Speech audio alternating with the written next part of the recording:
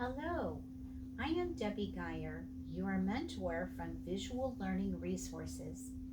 This is the place where you can get up to date teaching tools on how to increase your skills with a new mindset that will lead you to become the master teacher you want to be. So come on in, sit down, and relax while we have a conversation today about looking at our expectations to put the power back into teaching. Do you ever feel like you are repeating yourself how to follow the rules or to do something?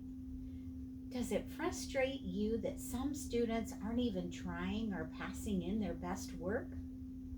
Or I bet you've expected a task to be done one way, but somehow the end results turned out to be something completely different.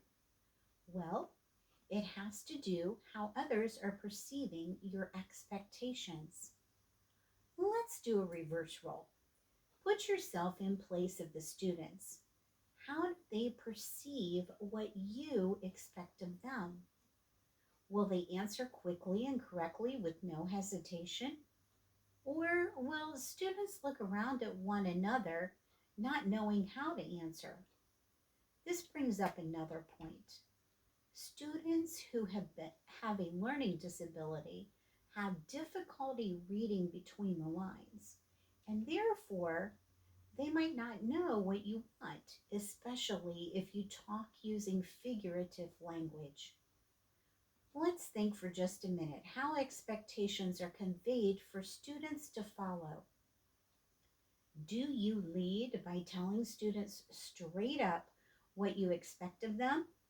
Or do you assume students know what is expected of them?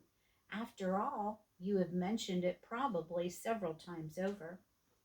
Many, maybe you are not sure if you have told students your expectations.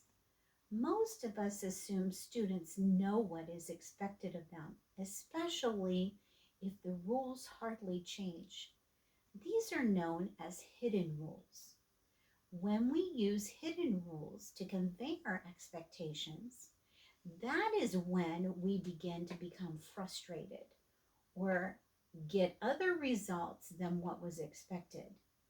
When this happens, we need to take a good look at how we are conveying the message to students. Begin by asking yourself two questions. Did I make expectations clear to them? Are my student expectations maybe too low or too high? Use these three tips to get your expectations across students. Tip number one, review your expectations frequently, which can be as often as every lesson. Tip number two, have students repeat what is expected back to you. Tip number three, don't just assume all students know your expectations for them. Instead of talking about the students, talk to them one on one.